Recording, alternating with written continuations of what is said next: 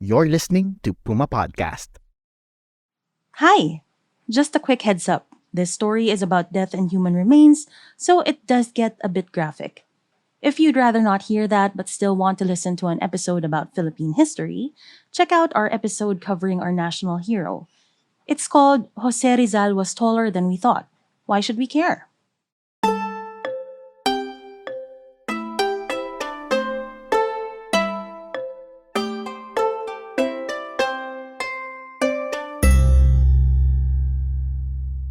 I knew that this would be kind of a shocking and disturbing story for people to write about and read about.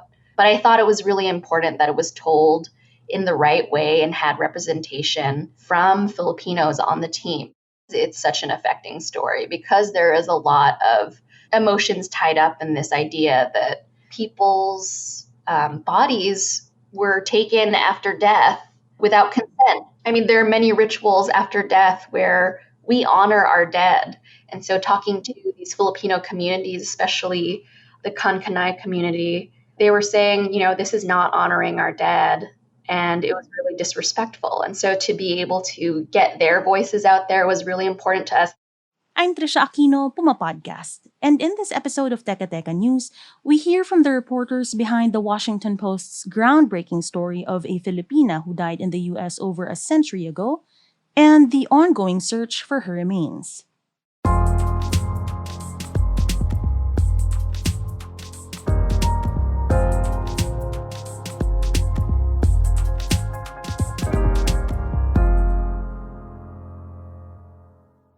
I'm Nicole Dunca, and I'm an investigative reporter at the Washington Post. Nicole is Filipino-American. She's part of the team that worked on Searching for Maura, an investigative report that's the first of its kind. It was published as a comic and is also the first Post story to be translated into Filipino. So the story of Maura basically starts in 1904 in Suyoc, in the Benguet province. And at that point, there were Americans who were going around the Philippines recruiting Filipinos to go to the 1904 World's Fair, where they would be put on display in villages so that Americans could come and look at them. They were often referred to as savages in the newspapers. But basically, in 1904, they were recruiting these Filipinos, and a woman named Maura was one of them. Maura was Kankanay, an indigenous group from the Cordilleras. She was one of some 1,200 Filipinos who were brought to the U.S. for the 1904 World's Fair in St. Louis, Missouri. The fair was held to mark America's expansion and innovation. But to be clear, Filipinos weren't attending the World's Fair. They were displayed as quote-unquote living exhibits. They left Manila. They came in through Tacoma, Washington, and took a long train ride to St. Louis. And during that trip, a couple of the Filipinos died, and some of them got sick. And once Maura got to St. Louis, she died before the fair even began. Maura was about 18 when she left Manila in February 1904. She died of pneumonia in April. She was in a hospital and she died, and the newspapers wrote about it. And what we found were records that suggest that her brain was taken by a man named Alice Hrdlicka. And at the time, he was one of the most popular anthropologists in the world because he was the curator of the Division of Physical Anthropology at the Smithsonian, which is a really renowned institution. And so he had been building a collection of human remains, including human brains, particularly from indigenous people, Black people, and other people of color. And so when he saw that the 1904 World's Fair was happening, he knew that that would be an opportunity for him to get brains from some of these Filipinos. Maura's story is part of a larger Washington Post investigative series that uncovers the racial brain collection of the Smithsonian, which calls itself the world's largest museum, education, and research complex. So the records we saw suggest that he actually went there and performed an autopsy and took the brain of a Suyoc Igorot, that's how he labeled it. And so that was likely Maura, who was this woman who was basically also put on display in death, because we found that her body was placed in a casket for people to come see months after her death. So there were people who were coming to see her and 2 other Filipinos who had died. Even after she had died, she was still, being put on display, basically. The person behind the collection, Alice Hrdlichka, was a white supremacist. His theories on anatomical differences between races have long been disproven. A lot of people at the Smithsonian that are currently in the anthropology department, they obviously don't support what Alice Hrdlichka did.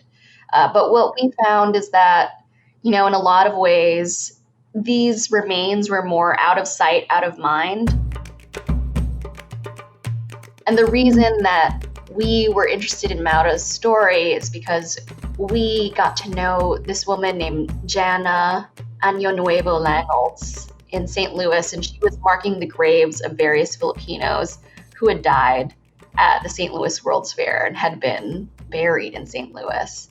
And in the process of this, she found records that suggested Maura's brain was sent to the Smithsonian. And once we found that out, we just wanted to really chronicle the whole brain collection, but also the search for Maura, essentially, because nobody knows where her body is now. It was sent back to the Philippines, according to some records, but from there, the trail kind of runs cold. For some, this is a story about a history of colonization long forgotten, buried under Philippine-American ties that seem closer than ever. But there are communities that have waited over a century for closure. As part of this investigation, Nicole traveled to Suyoc, a town in Benguet, to speak to those who still remember Maura. I was able to go to Suyoc to talk to the descendant communities, basically other descendants of people who went to the 1904 World's Fair, and talking to them, they felt like this was just a huge injustice to one of their people. And the fact that they didn't even know about it was very upsetting to them. And the Smithsonian likely cremated the part of Maura's brain that they had. The Filipinos who lived through the trek to St. Louis were part of a sprawling 47-acre display that recreated a Philippine village. It was the largest exhibit in the fair, and the draw was the quote-unquote primitive tribes, particularly Igorots like Maura. And so to be able to find out these things and let Filipinos, especially in America, know about our history was really important. I mean, there are a lot of people who don't know about the 1904 World's Fair. There are a lot of people who don't know the relationship between the US and the Philippines. And that really does color a lot of how Filipinos are seen. I mean, when you think about stereotypes about how Filipinos were eating dog, those kinds of stereotypes were exacerbated by the 1904 World's Fair because the fair officials were pressuring Filipinos to do that on a daily or weekly basis, when really that was reserved for ceremonies for some of these communities back home. How has the Smithsonian responded to the story? Nicole answers that question after a quick break.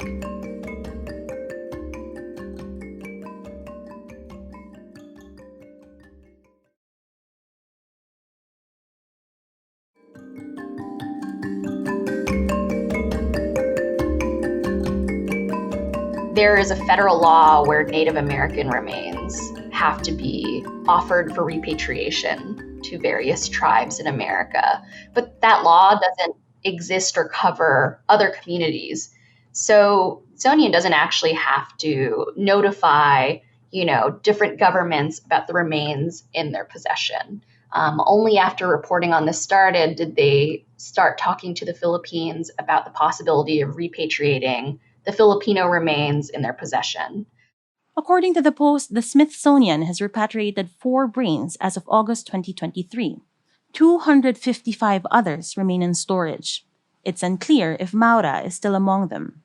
And actually, after we started reporting, the head of the Smithsonian, Lonnie G. Bunch III, apologized for how the institution collected many of its human remains in the past because it was largely without consent. And so he apologized before we published, and then we interviewed him, and he apologized there too, and said that it was his goal to have as many remains repatriated as possible. Then after publication, he actually wrote an op-ed piece that was published in the Washington Post where he called the Smithsonian's darkest history and basically said that it was going to be his goal to really make sure that the remains were dealt with appropriately. There's a task force that has been created so that they will decide upon the best next steps for a lot of these remains. Jan Añonuevo Langols, the woman whose research prompted the Post's investigation of the racial brain collection, has made it clear on her social media accounts that she finds the steps the museum has taken so far to be lacking. She also believes that Maura's body was never returned to the Philippines. The Post was able to dig up an old news article that said Maura's body was returned a year after her death. Our reporter Bella Perez Rubio reached out to Jana, hoping to interview her, but has yet to receive a response. Here's Nicole again. Went all the way to the Philippines to be able to talk to these descendant communities so that we were making sure we were really appropriately telling their side of the story and getting their voices into a newspaper and a media outlet like the Washington Post, because we have a big responsibility when we tell a story like this, and we have to make sure that everybody's perspectives are really represented in the correct way. And that meant being able to tell these communities face to face in the Philippines and get their perspectives. And, one of the Filipinos there, he was saying, what happened to her really hurts our heart. And it was a really upsetting thing for them to hear. And they're hoping to create a memorial for Maura in Suyoc. Hi, I'm Regine. I'm the Manila reporter for the Washington Post. And for Maura's story and the Racial Brains collection, I was a translator, a co-editor, and a contributing researcher. What was it like to work on this story as a Filipino writing mainly for a predominantly American audience? It prompted a lot of reflection on the part of the Filipinos and the Phil-Ams on the theme. When you think about it, the histories of the United States and the Philippines are inextricably tied together somewhat because America has been a former colonizer of the Philippines. And that is a history that permeates through every aspect of life and culture, even until the current day. So it's very important for us as a country in the global south to be able to come to terms with how the influence of this world power has really affected the lives of our citizens. Hopefully, this is a story that invites us to kind of re-examine any sort of colonial mentality that might still be in place. The team that worked on this story included 14 Filipinos and Filipino-Americans, and they took extra care to ensure that it was told from the right perspective.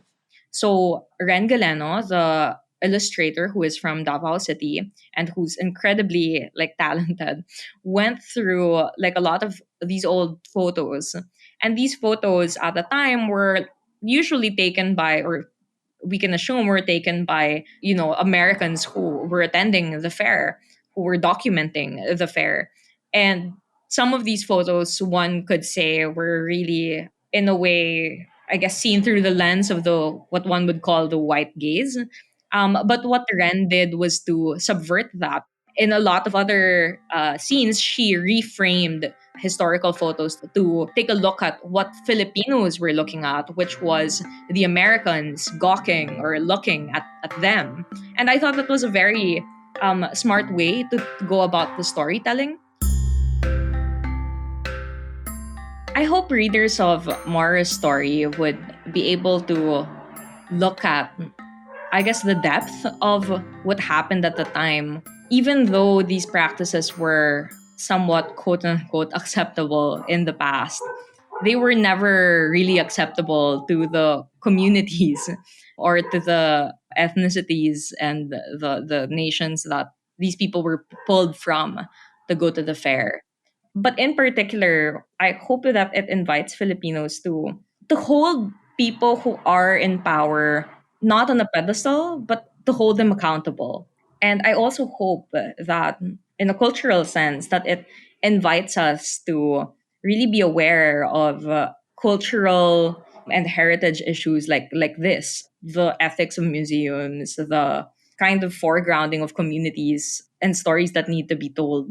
So I'm very glad that the investigation has opened up this whole discussion for the Smithsonian, because it also gives closure to the communities in Suyoc, for example, to the descendants of the World Fair, both in the United States and here at home in the Philippines. It makes them aware that there are ongoing efforts at reparations, at making amends. And that was today's episode of Teka Teka News. Again, I'm Trisha Aquino, Podcast. This episode was researched and written by Bella Perez Rubio. It was edited by Freddy Blanco. Our executive producer is Jill Caro, and our senior news editor is Veronica Uy. Follow Teka Teka News on your favorite podcast app or listen to us for free on YouTube. Maraming salamat po.